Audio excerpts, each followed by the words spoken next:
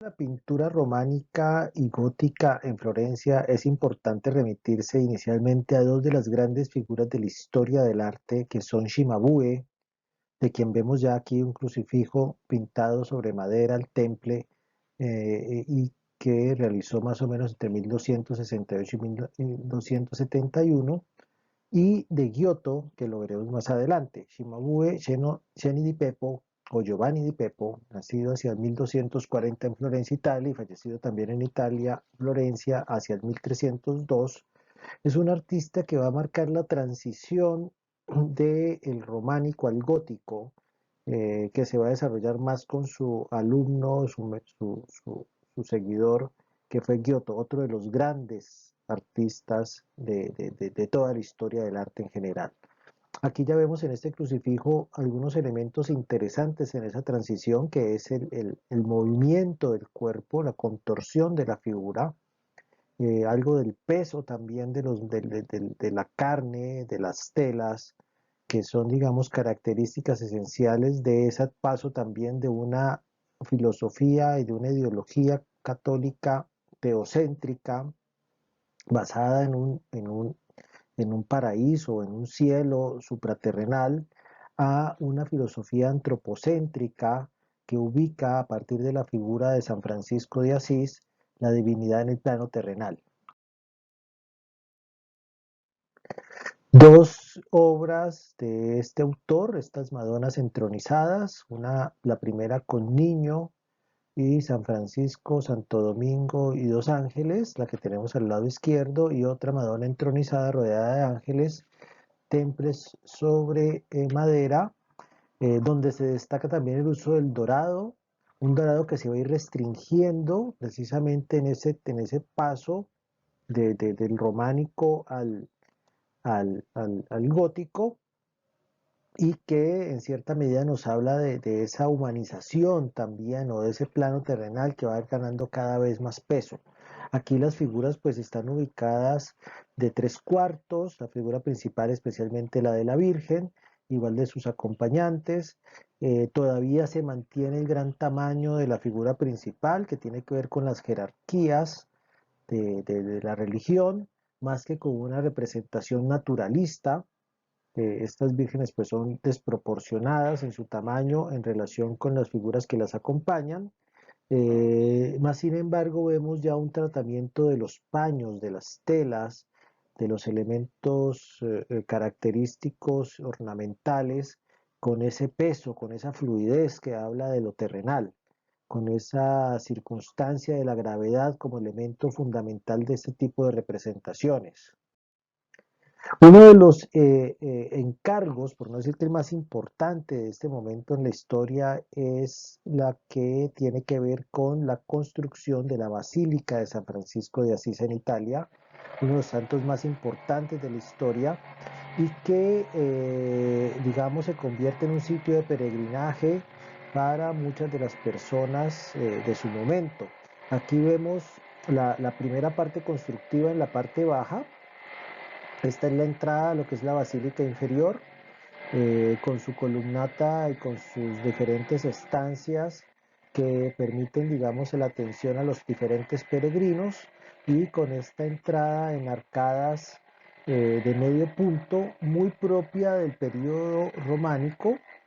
Vamos a ver que la parte superior va a tener otro tipo de elementos arquitectónicos que se acercarían más al gótico. Al interior ya, y encargo para Shimabue y su séquito de pintores, porque hay que entender de que esto no lo hace un solo autor, son muchos autores, son muchos artífices, muchas personas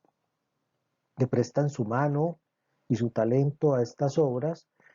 bajo la dirección de un maestro. Shimabue es encargado, y seguramente con Giotto y con otros pintores y otros ayudantes van a embarcarse en esta gran tarea de pintar las diferentes estancias, en este caso el altar mayor de la Basílica Inferior,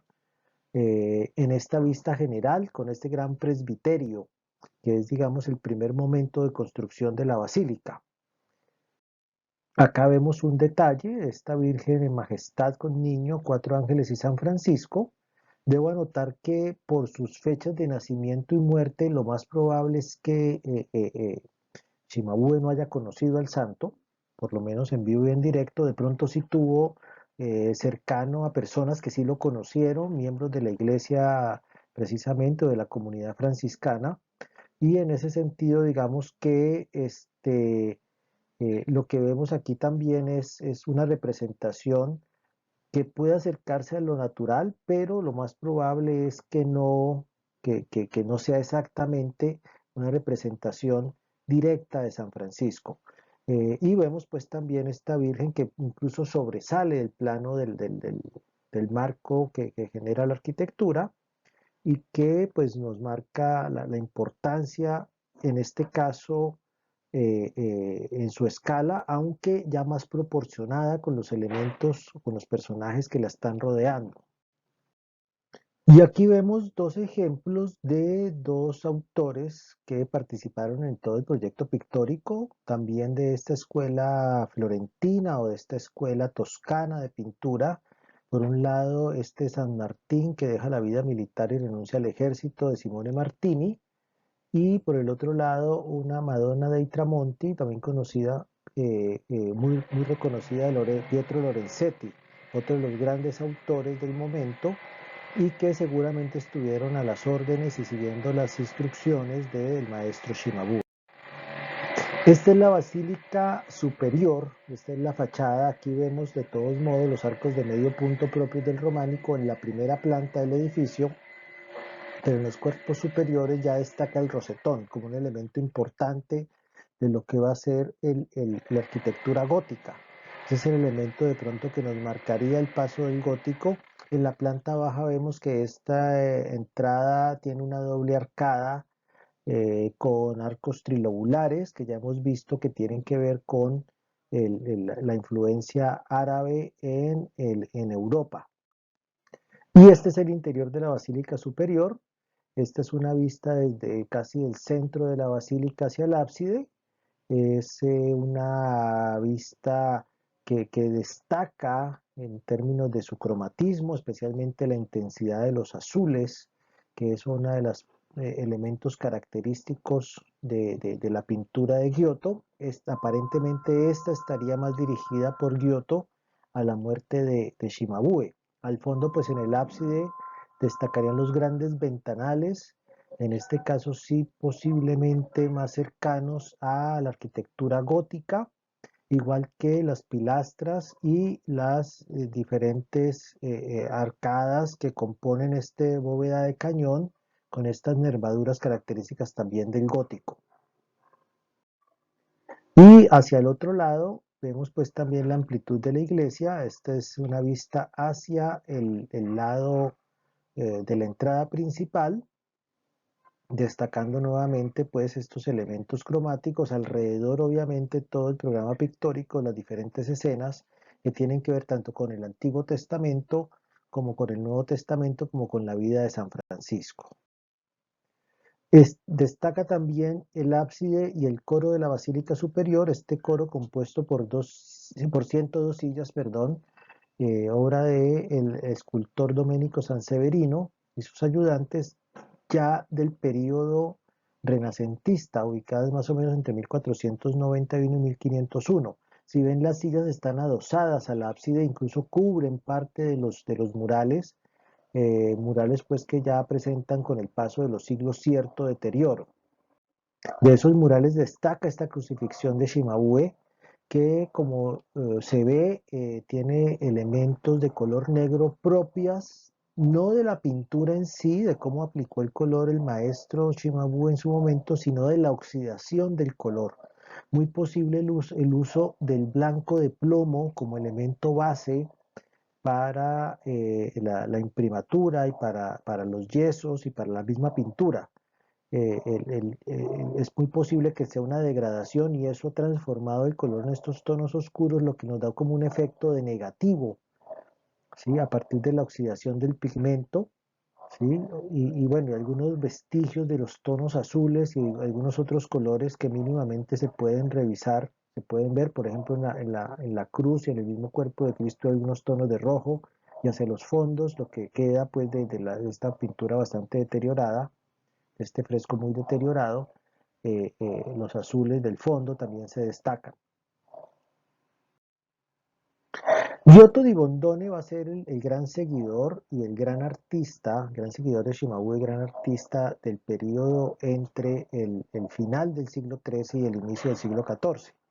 Incluso se va a considerar casi que el padre de la pintura renacentista. Aquí vemos dos piezas importantes, el San Francisco recibiendo las estigmas, más o menos ubicada entre el 1295 y 1300, que es el periodo donde se está pintando precisamente la vida de San Francisco en la Basílica de San Francisco de Asís, y del otro lado una obra atribuida también a Giotto, que es la obra de los doctores de la Santa Iglesia con San Jerónimo, San Agustín, San Gregorio y San Ambrosio. En las dos vemos ya un interés por generar cierta perspectiva lineal, con ciertos elementos que confluyen hacia un posible espacio eh, eh, de, de, de punto de fuga único, aunque todavía no muy definido, y con la dificultad obviamente que la que vemos hacia el centro, la diapositiva, pues es una pieza que está ubicada en el techo, donde la perspectiva va a ser mucho más difícil de trabajar, precisamente por las condiciones de la arquitectura y la visibilidad que tienen las piezas. Aquí en cambio ya vemos un inicio de un cubo escénico renacentista. No quiero decir que esto sea Renacimiento porque es muy anterior al Renacimiento, pero sí un interés de generar una especie de escenografía donde las figuras interactúan, que es una de las características fundamentales de Giotto. Giotto va a poner a interactuar a las figuras, las va a sacar de esa posición frontal, las va a poner a que se miren unas a otras, que se señalen unas a otras, va a tener más interés en los detalles. Insisto en el peso de los cuerpos, ¿sí? La figura de Isaac, del viejo Isaac recostado, sentado sobre su canapé o sobre su cama, ¿sí? Y las telas cayendo también, digamos, hacen parte de esa densidad, de esa materialidad que va a tener esta nueva concepción antropocéntrica, más terrenal de lo divino. Sí, igual el resto de personajes que están ubicados aquí. El elemento de cortina que aparece con este cortinero y que aparece cerrar al fondo y abrirnos el espacio al frente, también hace parte de ese efecto de pronto de continuo de espacio renacentista que ya vemos en Giotto. Insisto aquí, 120 a 140 años de la aparición ya de los tratados sobre el punto de fuga único en la Italia de Florencia. Aquí otra de las piezas también interesantes, el homenaje de un hombre sencillo, la primera escena pintada por Giotto sobre la vida de San Francisco de Asís, un momento importante de la vida del santo, a la entrada precisamente de la basílica inferior, ya es la que está representada acá, y pues como un momento también de mostrar, digamos, estas nuevas maneras en su momento de hacer pintura, estas arquitecturas que se van hacia el fondo, que muestran esta espacialidad, esta aparición de personajes que están como haciendo una especie de, de coro de la escena, que están de acompañantes, de testigos que interactúan incluso entre ellos en la escena, dando también un marco para el centro de la imagen, que ya se ha desplazado hacia los costados. La iglesia es la que adquiere el centro y el santo y el hombre sencillo, digamos, se ubican en una tensión dramática, también es elementos, digamos, característicos de Giotto. La donación de la capa, otra de las obras importantes, la segunda escena que pinta Giotto de la vida de San Francisco. Aquí es importante entender de que pues para poder pintar la vida de este santo, el artista ha tenido que seguramente estudiar su vida, su pensamiento, su devoción religiosa, y eso lo traslada, digamos, en cierta medida a esta pintura. Ya insisto en ese paso que hace San Francisco de lo teológico a lo a lo antroposófico, por llamarlo de alguna manera, o sea, de ubicar el plano, en el plano terrenal la divinidad. Entonces, en ese sentido, digamos que estas obras, que son más de lo que parece ser la realidad, o sea, más cercanas a cómo percibimos el mundo, pues permite, digamos, hablarnos de esa nueva concepción que en la época estaba planteando Francisco de Asís. Y aquí vemos otro momento importante de la vida del santo y de la orden religiosa, la aprobación de la regla sanfranciscana. Es uno de los momentos fundamentales porque digamos que aquí es donde se acepta la ordenación de frailes en esta orden religiosa. Y a nivel artístico, pues una pintura también importante porque aquí sí vemos el cubo escénico en toda su dimensión, la perspectiva casi que de punto de fuga perfectamente lograda por Giotto, las líneas confluyendo casi hacia el mismo espacio, igual que los mismos personajes, todos hacia el mismo punto, una escala, digamos, proporcionada lógicamente de los diferentes personajes que están aquí ubicados, y el uso del color azul al fondo como parte de una arquitectura, pero al mismo tiempo como una referencia al cielo. O sea, estoy refiriendo a la parte del techo, especialmente en esta pieza.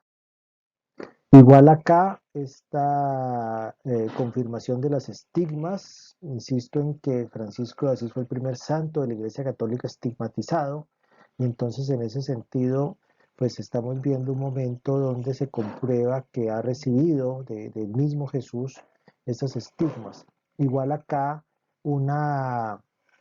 una representación muy cercana también a lo que va a ser la estética renacentista. Insisto que estas son obras, están hechas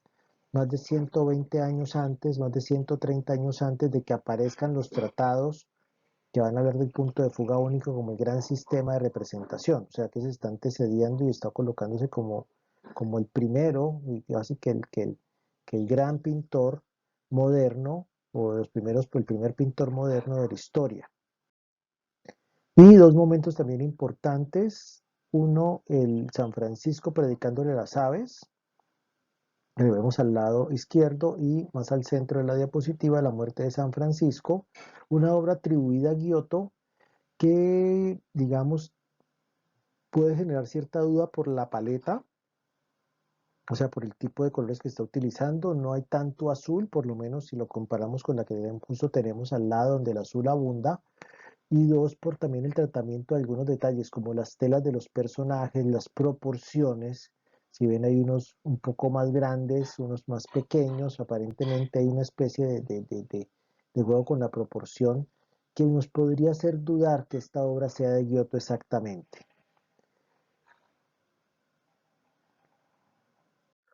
Otro de los encargos importantes, y este ya para Giotto, y muy importante, y siempre lo resalto porque es una capilla, esta capilla de la Arena, una capilla del Scrovegni, que la encarga un burgués. No es un aristócrata, no es un clérigo, no es un sacerdote, no es un obispo, es un banquero. Este sería uno de los primeros grandes encargos que hace una persona que no tiene las dignidades eclesiásticas ni nobiliarias, a un gran artista.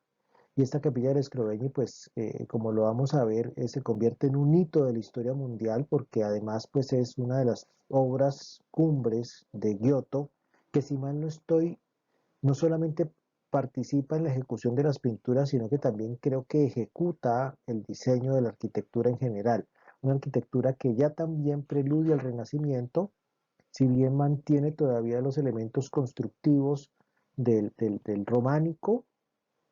preludia al Renacimiento por la ordenación de los ventanales, la armonía de la fachada, en términos de la distribución de los diferentes vanos, y digamos que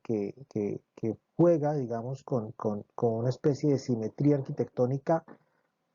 que podríamos fácilmente confundir o colocar como en Renacimiento, insisto, 100 años antes. Aquí al interior, lo que es, digamos, la entrada del edificio al fondo, en la diapositiva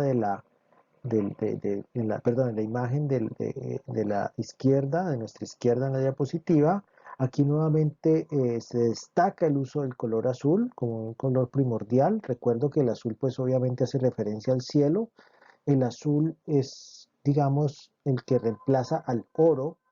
en esta iconografía cromática. eh, haciendo, digamos, en cierta medida una referencia a una percepción más cercana a a nuestra corporeidad, a cómo percibimos el espacio y el tiempo, ¿ya? En la imagen del centro vemos un detalle resaltado de ese fondo. El fondo se encuentra en la escena del juicio final, o sea, la entrada correspondería al juicio final, lo que tiene cierta lógica porque es lo que más cerca a lo mundano está. Ahí destaca un Pantocrátor justo debajo del gran ventanal de 3 naves en arco de medio punto, con las huestes celestiales, los padres de la iglesia, los apóstoles acompañando la figura de Cristo, con arcángeles y ángeles, seguramente en coro cantando la gloria de la salvación. Y en el recuadro, que lo vamos a ver un momento más resaltado, va a aparecer el donante de la iglesia y posiblemente un retrato del mismo Giotto, posiblemente, si es que él aparece sosteniendo la iglesia. Y justo aquí a nuestra derecha, en la diapositiva, la imagen es el detalle de el señor Scrovegni entregando muy posiblemente a las tres gracias la iglesia, ¿no? Haciendo la donación, aparece la iglesia representada tal cual y sosteniéndole a este personaje de túnica blanca que podría ser el mismo Giotto que está haciendo, digamos, parte de esta donación. Del lado izquierdo, de nuestro lado izquierdo en la diapositiva vemos una de las imágenes características, la presentación de la Virgen en el templo, un fresco también de 1305 que está ubicado en la iglesia, en esta capilla, destacando nuevamente pues el uso de la perspectiva, el uso de cierto esfumato, el peso de las figuras, la representación de estos personajes que van más allá de los personajes principales del momento, de esta presentación de la Virgen. Obviamente la niña sería María la Virgen, la mujer que la acompaña justo atrás, Santa Ana y San Joaquín atrás también, todos marcados con la aureola. Aparece pues el rabí seguramente o rabino que la está recibiendo en el templo y estos grupos de personas que atestiguan la, la, el hecho pues de la presentación de la Virgen. Acá otra de las piezas importantes, la matanza de los inocentes, otra de las obras donde ya Giotto empieza a introducir incluso elementos que tienen que ver con lo dramático, con el dolor, con la angustia, con la violencia, con el dolor. Entonces, digamos que aquí empieza a generar otro tipo de representación, una representación más emotiva, más expresiva, más cercana a las emociones humanas. Y acá una pieza también interesante, el anuncio a Santa Ana, el anuncio de la preñez de María, de este milagro pues de la concepción inmaculada de María, y en esta doble escena, por un lado pues esta mujer